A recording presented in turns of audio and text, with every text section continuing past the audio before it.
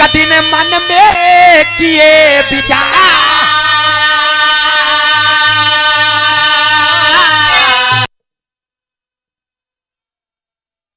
संतान दुखित राजा भइले लाचार।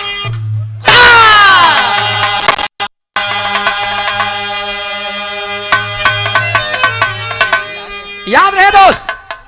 दिल का सोना साज तराना ढूंढेगा और मुझको मेरे पास जमाना ढूंढेगा। मरहूम हैदर अली जुगनू जी और हफीज उस्ताद का हाथ रहे। ध्यान रहे दोस्त, ई बिरहा जौन गावे चलते 13 ही से लई के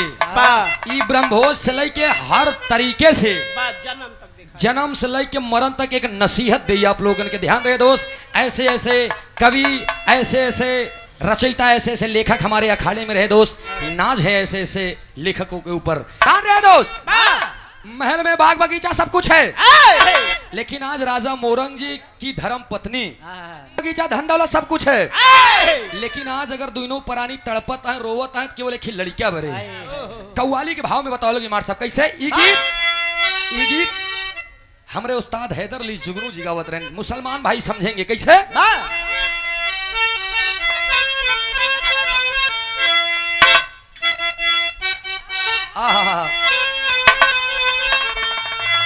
यह गीत की लाइन बा,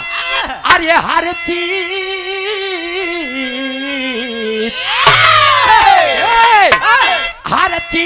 करीने में मिलेगी,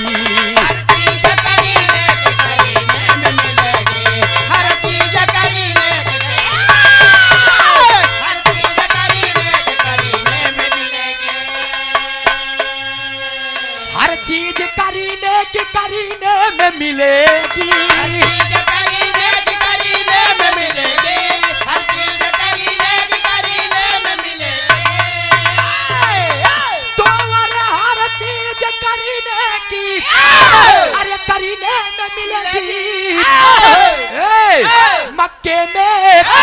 मक्के में मिलेगी न मदीने में मिलेगी, मक्के में मिलेगी न मदीने में मिलेगी, मक्के में मिलेगी न मक्के में मिलेगी न मदीने में मिलेगी। पूरा मक्के में मिलेगी न मदीने में मिलेगी, मक्के में मिलेगी न मदीने में मिलेगी, मक्के में मिलेगी न मदीने में मिलेगी। तो अरे मक्के में मिलेगी न मदीने में मिलेगी। तस्वीर मोहम्मद तेरे सीने में मिलेगी, तस्वीर मोहम्मद तेरे सीने में मिलेगी, तस्वीर मोहम्मद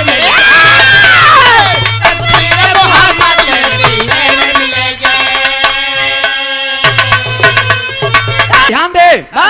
भाव में बतावल गई 1 लाख की बात कवि जी ने लिखा है। क्या लिखा है भाव में?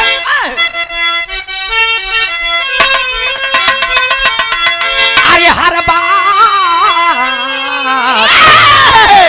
हर बात व्यर्थ होती है औकात से बढ़कर, हर बात व्यर्थ होती है औकात से बढ़कर, हर बात व्यर्थ होती है, हर बात व्यर्थ होती है औकात से बढ़कर,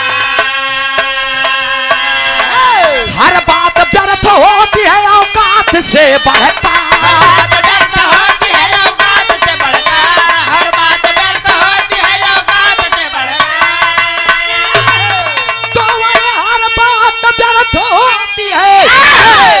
औकात से बढ़कर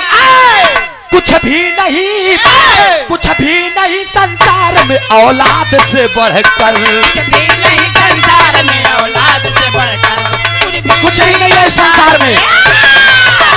कुछ भी नहीं संसार में औलाद से बढ़कर। हर बात व्यर्थ होती है औकात से बढ़कर, कुछ भी नहीं संसार में औलाद से बढ़कर। याद रहे दोस्त, रुपया धन धन न हो, औलाद धन धन है। यही से राजा मोरंग जी आज तड़प रहे हैं, बिलख रहे हैं, रो रहे हैं कि सब कुछ बा हमारे पास, लेकिन हमारे पास एक लड़कियां नहीं बा। अब इतना सोचत कि जब महल में पहुंचे रानी साहिबा यही सोच करके अश्रुधारा बहा रही है। और पति को देख करके और भी भावुक हो गई। पत्नी जा करके लिपट करके रोती है, सैया मेरे पिए, मेरे पास सब कुछ है स्वामी, अरे मेरे पास सब कुछ दिया है ईश्वर ने, एक ही लड़कियां बड़े हम एकदम व्याकुल है। क्या किस्मत लिखा है प्रभु ने, इतनी बड़ी दुनिया में कहा मैं रहे बाजिन बनोए बड़े और क्यों नहीं देखा भगवान के। जब इतनी बात बताएं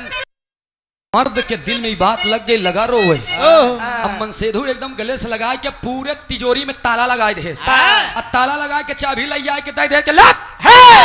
चले हम। कहन कहा, कहन जात आई हम जंगल में, कहन कहा करे, कहन जात आई तोसी वादा करते ही जब तक तोरे लड़का न हो जाई तब तक मोरंग लौट के तोहार और घरे के मुंह न देखे। चल दे तो होत कब हमार साहब।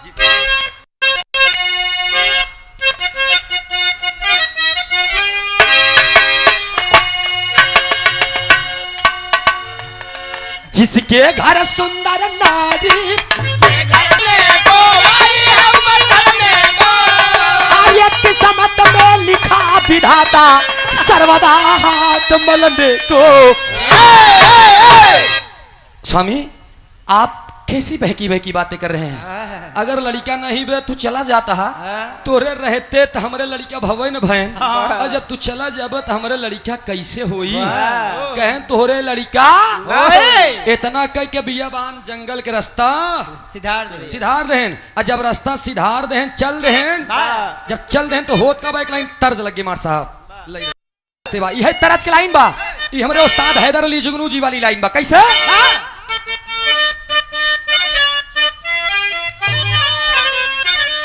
अरे पटना से है अरे मोरी राम, अरे पटना से बोला नजरा गई दहिया। लेकिन यही भाव में बतावल गई दोस्त, बनवा में दिहले सीधार हो, बनवा को दिहले सिधार हो लालन के बदे।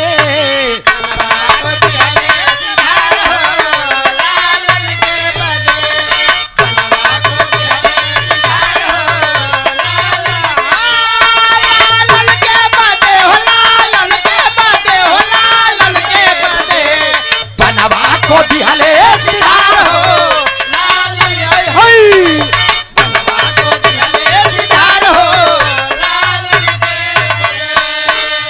लेकिन ध्यान रहे दोस्त, जंगल में आ गए, बियाबान जंगल में उचित स्थान देख करके राजा मोरंग जी बैठ गए। और जब बैठ गए तो होत का बा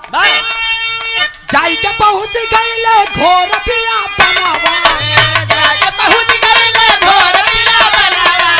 जाके पहुंच गए घोर पिया बनावा। बैठी गई ने देखा मार के सनवा, बैठी गई ने देखा मार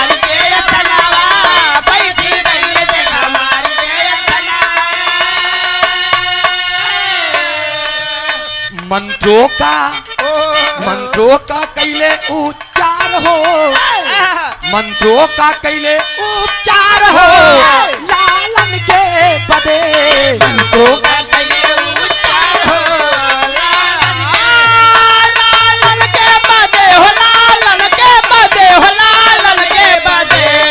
जिया बहादुर जिया, क्या बात है। चलो बेटा मंत्रों का कैले उपचार हो लालन के बदे। बैठ गए। ओम नमो भगवते वासुदेवाय नमः, ओम नमो भगवते वासुदेवाय नमः, ओम नमो भगवते वासुदेवाय नमः। जय जय हे भगवती सुरभारती तो चढ़ो प्रमामा नादत्व में जय वागीश्वरी शरणम ते गच्छामा। लगन पढ़ाई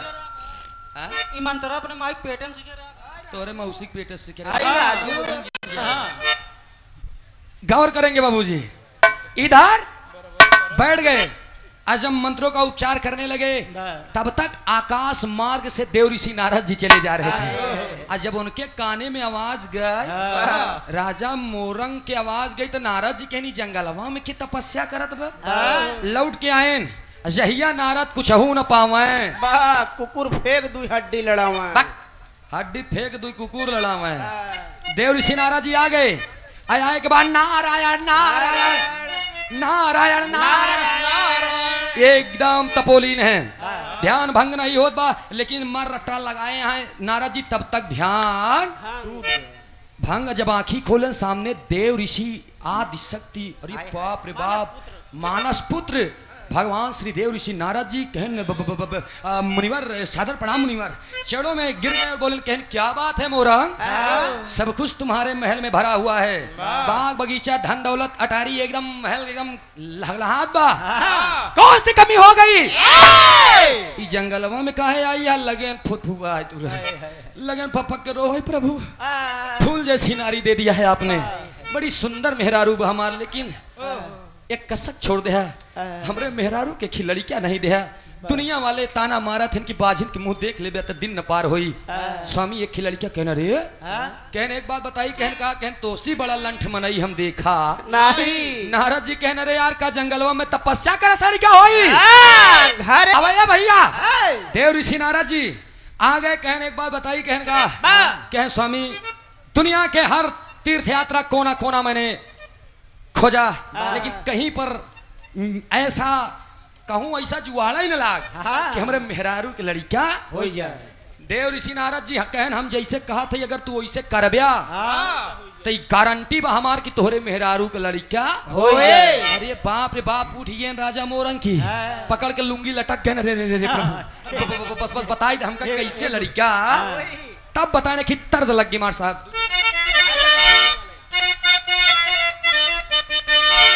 ये गीत झूसी नरेश हमारे नाना राम आधार गाँव है, बाबू राम आधार जानला की न मुहे से निकल आए दुई बार हमारे मंच पे, नहीं हम नाम नहीं बताए कि राम आधार दादा हमारे नाना आते नहीं, हम कभो जिंदगी में नहीं, क्योंकि हमारे विरोधी उड़ते हैं अपने पाप के दम पे और हम उड़ते हैं अपने आप के दम पे। ये आप लोगों की बदौलत, आपका प्यार है दुलार है कि हम गाते भी हैं तो लिखते भी हैं, जांच करवाते हैं तो हमारे कवि जी श्री भोजराज यादव जी, लेकिन कहना पड़ा कैसे रामाधार दादा गाँव उहई गाँव कई गो तिनिया, अरे उहई गाँव कई गो तिनिया, माराए में आई हो दादा, माराए में पारा बोला वाली ना हो, उहई गाँव कई गो तिनिया,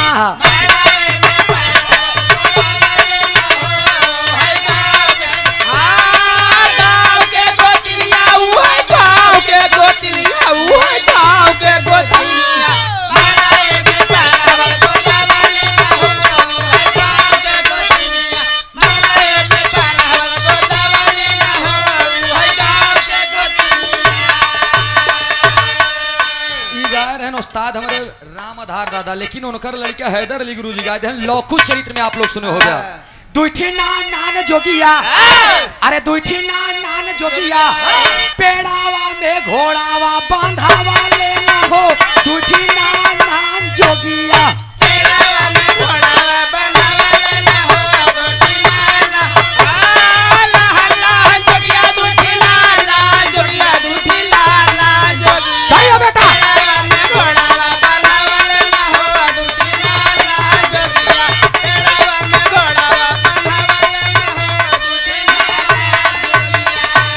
की चावा है भैया,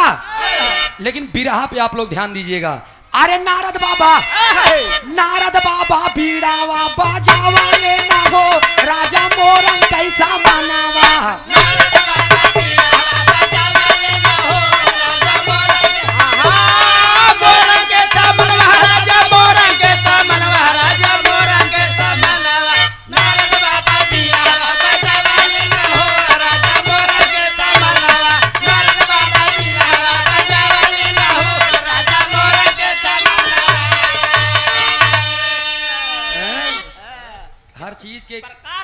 प्रकार हो चाहिए, लेकिन ध्यान रहे दोस्त, नारद बाबा से राजा मोरंग जी कहन प्रभु मैं आपसे वचन देता हूँ, आप जितनी बात कहेंगे हम उतनी बात मानब, कहन पक्का कहन सुनो चले जाओ अपने महल में, कहन का करब कहन पुत्रेष्ट एक यज्ञ रचावा आ यज्ञ के साथे साथे सुंदर विशाल भंडारा करा कहन तब महाराज कहन लेकिन एक चीज बा कहन का कहन हम बतावत है का बताएं अंतरे में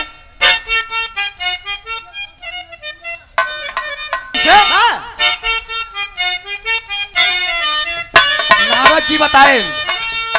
पुत्र ये यज्ञ रचावा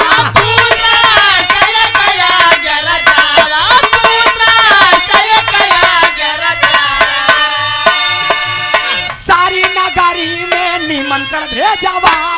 सारी नगरी में निमंत्रण भेजवा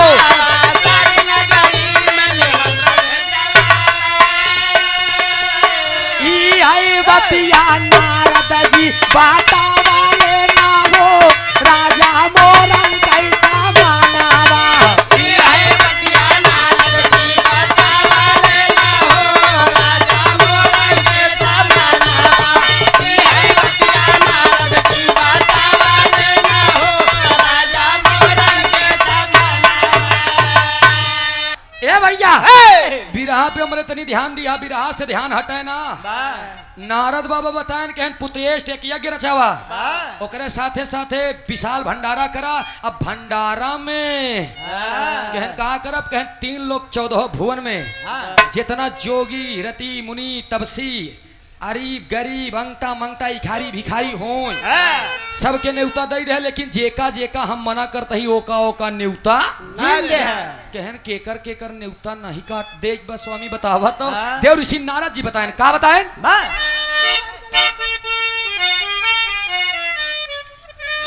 आर्य स्वर्ग लोक मृत लोक सगर न्योता बांट दी है याद रहे मोरंग इन नारद के जुबान अगर फिसली गया तो काम बिगड़ गया स्वामी बतावा स्वर्ग लोक मृत लोक सगर न्योता बांट दी है अरे लेकिन ब्रह्मा विष्णु और शंकर कई न्योता काट दी है लेकिन ब्रह्मा विष्णु और शंकर के न्योता काट दी है लेकिन ब्रह्मा विष्णु और शंकर के न्योता काट दी है नारद बाबा झगड़ा लगावा लेना हो राजा मोरन कैसा मानावा नारद बाबा झगड़ा लगावा लेना हो राजा मोरन के तमनवा राजा मोरन के तमनवा राजा मोरन के तमनवा नारद बाबा झगड़ा लगावा लेना हो राजा मोरन के तमनवा नारद बाबा झगड़ा लगावा लेना हो राजा मोरन के तमनवा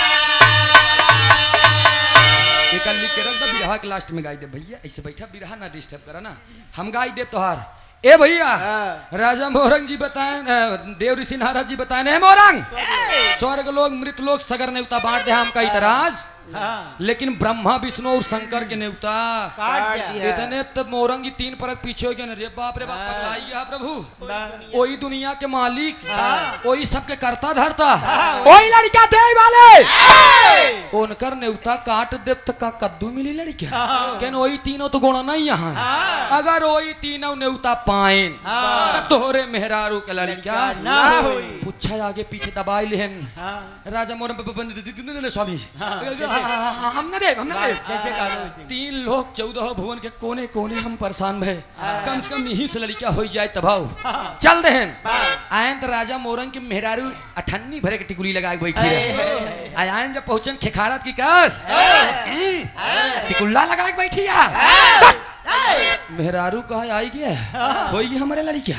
अब खिलावा कहन पागल यहाँ का तैयारी बना तोले लड़का क्यों यहाँ पगलाना यह अब हमारे लड़के हो इतना दिन रहा तो ना ही अब आई यहाँ तो हो ही कहन पागल यहाँ का जड़ी बूटी खाए क्या ही लगाए क्या तैयारी कर कहन ई कैसे कहन जंगलवा में देव ऋषि नारद मिलो रहे कहन तब कहन वो जुआड़ बताए हैं कहन का बताएं कहन एक चीज दिक्कत बा कहन का कहन भंडारा तो कई दे पुत्रेष्ट यज्ञ रचाई दे लेकिन भगवान भोलेनाथ और शंकर जी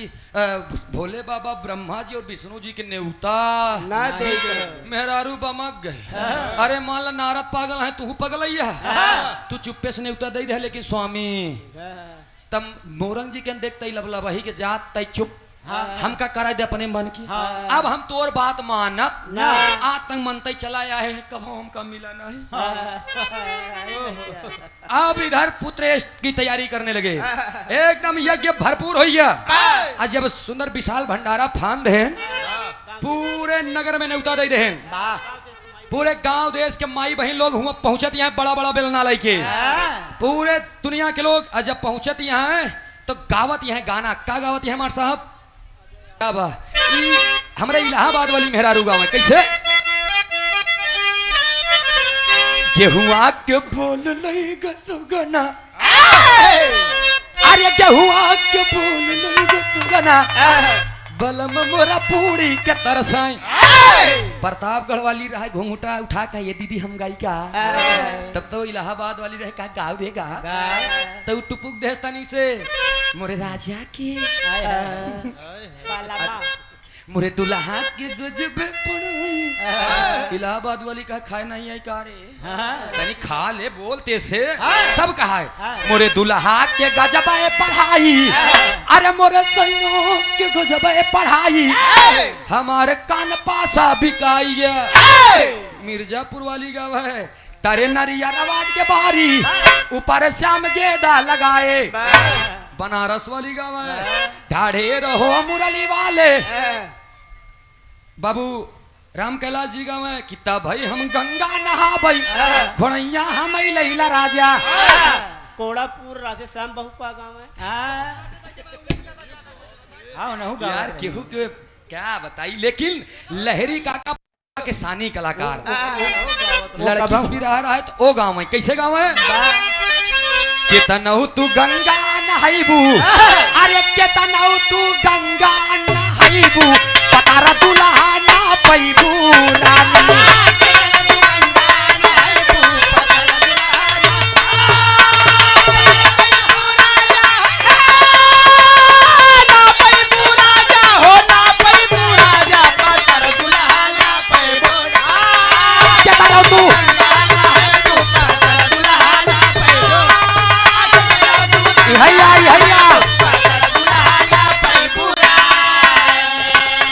याद रहे दोस्त इत तो गावत हैं, लेकिन जब देसी घी में कचौड़ी छनाई ला और जब देसी घी में कचौड़ी छनाई ला देसी घी के महक जब हवा के माध्यम से धुआं के माध्यम से जब ब्रह्मलोक तक ग ब्रह्मा जी के निकुरा में बेधे तब ब्रह्मा जी कनकनाने ने न्योता कहाँ देसी घी कचौड़ी। अब वो कमंडल ले के बिना खड़ाउन के चल दे कहन रे बाप रे बाप कहाँ यहाँ पूरी आई चल दे कहन न्योता लगे पूरा खसरा खतौनी अलटे पलटे पौबे न बहन न्योता कहन हो सकता क्षीर सागर में विष्णु जी के पास चल दे जब विष्णु जी लगे आयन कहन कसो भैया जा ब्रह्मा जी कहन तोहार जयरमी ओढ़ी दसाई तोहार भलवा भीम अरे मान ले नहीं आई पाया बताई दे होता हम अपन न्योता खुद ही ले ले कहन कस न्योता कहन आज मृतलोक में भंडारा बा कहन ले तो का पता हो ये भंडारा बा हमका पता ही न बा कि कहूं न्योता बे ब्रह्मा जी के निकुरा में जैसे बेज है वो पल पल पगला है। अब वो कहा एक बात बताई विष्णु जी कहन का कहन आवा चली हो सका शंकर जी लगे चिट्ठी आए हो या भूल गए हो चल रहे शंकर जी लगे टेरी के लाइन में कहल गए मार साहब प्रयागराज को ओरिजिनल टेरी है एक पति बढ़ के आए हाय अरे बरसई बादरिया बरला हर कई बारसा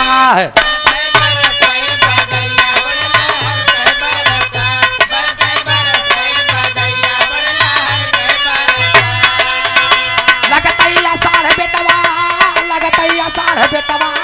लगतई असाढ़ बेटवा होइगा बड़े कहर से बादरिया बरला हर कई बारा से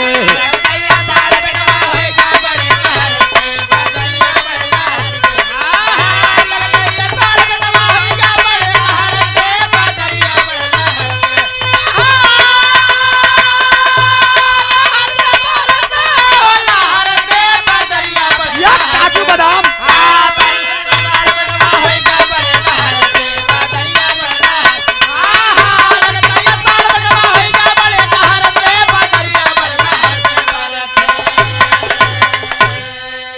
ए भैया ए, राजा मोरंग जी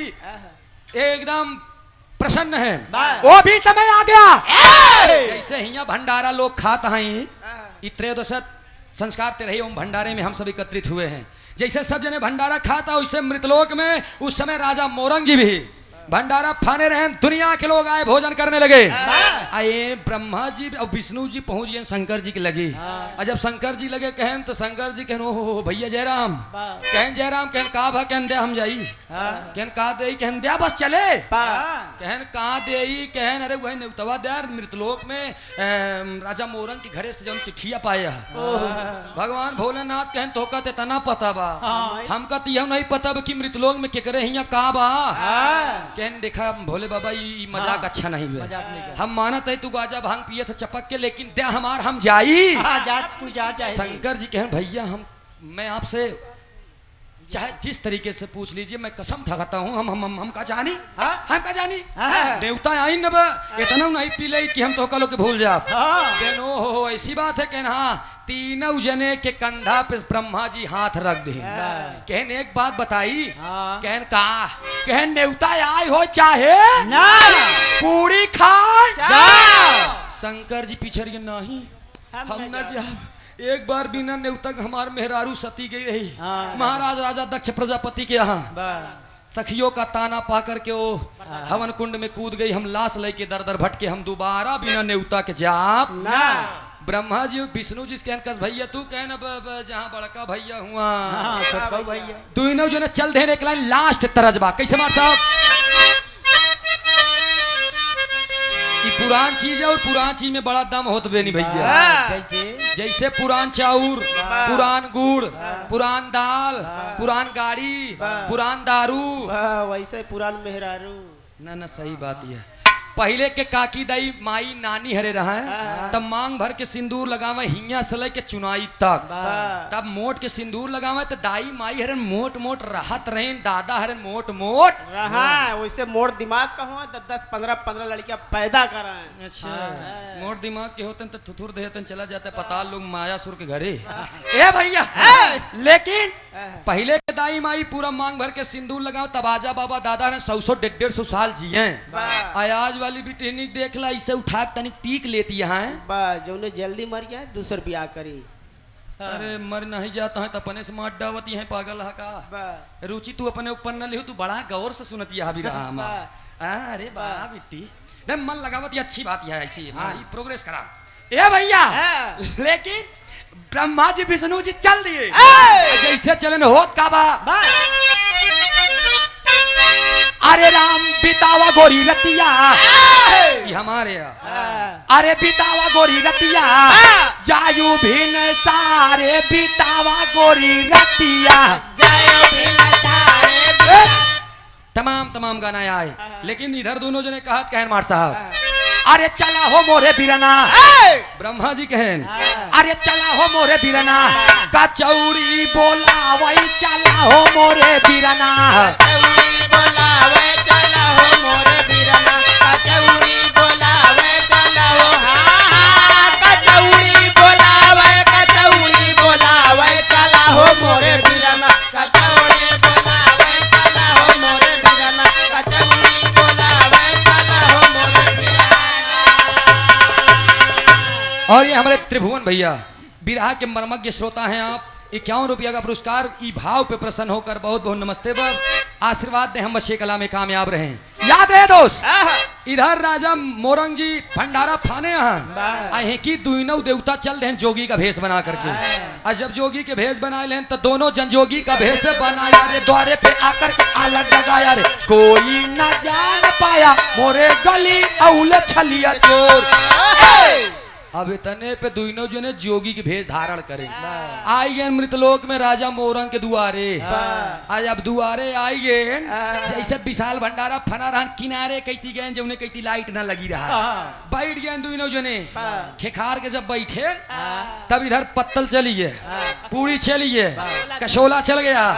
गिलास चलिए पानी आइए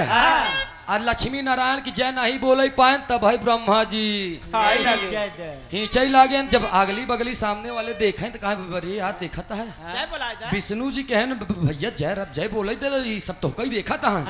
ब्रह्मा जी कहन जितना खींच ले जितना मशीनी में चला जाई उतना फायदा करी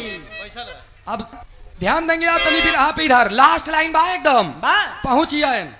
और जब यहाँ की पूरी खाता तब तक देव ऋषि नारद जी का आगमन हो गया। नारायण नारायण नारायण। अब इतना देखें तो राजा मोरंग जी खुशी हुई है। प्रभु आप आगे कहना हाँ आइए कहना वो पानी पिया कहना नहीं हाँ पानी नहीं पियेंगे कहन काहे कहन पहले तू ही बतावा न्योता कैसे बांटे कहन अरे प्रभु न्योता हम अब जैसे आप कहे हैं हम वैसे ही न्योता बांटे हैं।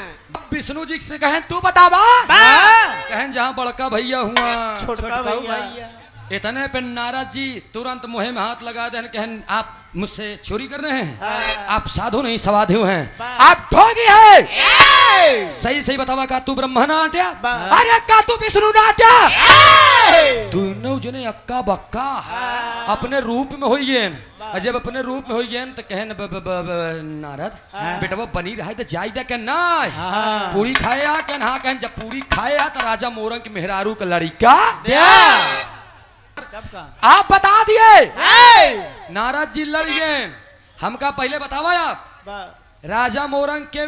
भंडारा के था बरे फनब कहन के था बरे कहन ताकि देश दुनिया के लोग आए भोजन करें और आशीर्वाद दे कि दुनिया के मालिक या दीनानाथ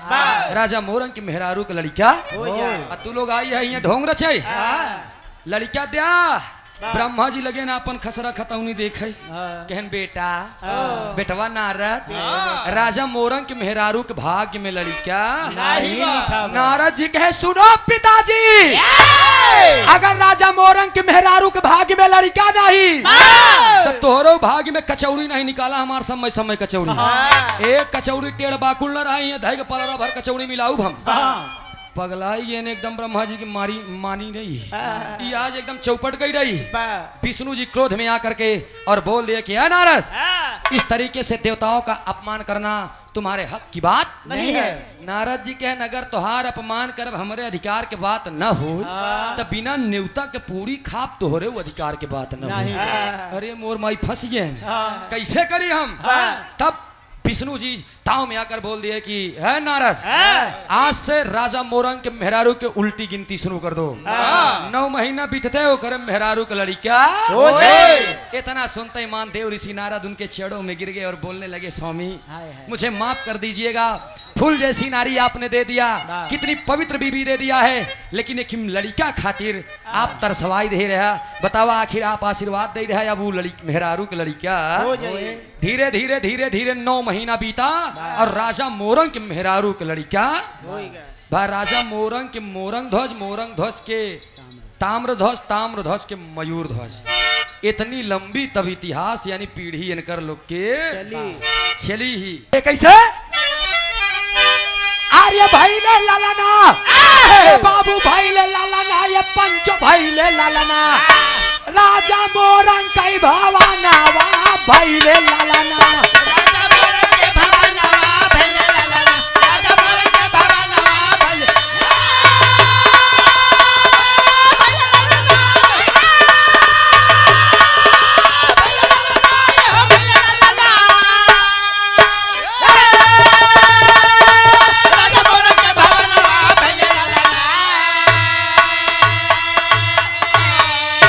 बहुत बहुत शुक्रिया बहुत बहुत धन्यवाद एक स्वर से सभी सकल पंच की नमस्ते हमार स्वामी गीतानंद संत भय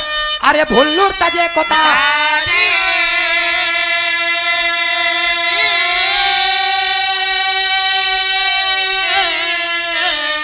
रामधार हैदर स्वर्ग सिधारे राजा राम के कविता प्यारी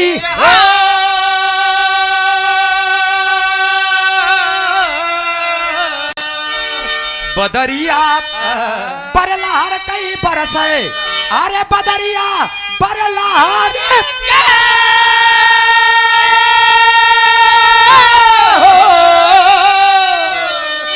ओ बदरिया बरलहर कई बरस गावई सूरज यादव बंसज बाहेदर के बदरिया बरलहर कई बरस